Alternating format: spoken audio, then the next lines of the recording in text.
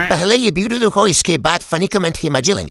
एक नागिन एक मुर्गे से प्यार करती थी। एक दिन मुर्गे के मालिक ने इन्हें ये सब करते हुए पकड़ लिया। उसने नागिन के बिरादरी वालों को और मुर्गा की बिरादरी वालों को बुलाया और पूछा कि पूरी दुनिया को पता है कि सांप और मुर्गे कभी भी एक दूसरे के दोस्त नहीं हुए हैं, तो दोनों पक्षों से मेरा ये प्रश्न है कि ये दोनों जो कर रहे हैं क्या वो जायज है?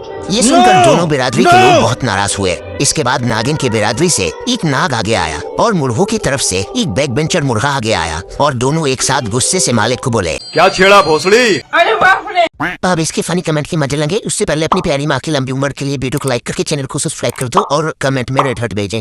तो चलिए शुरू करते हैं। सीताराम को गाली देने वाले लाइक करें।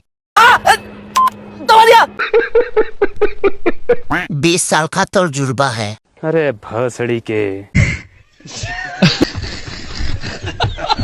इतना बेरोजगार हूँ कि कुछ भी देख लेता हूँ। कोई बात नहीं।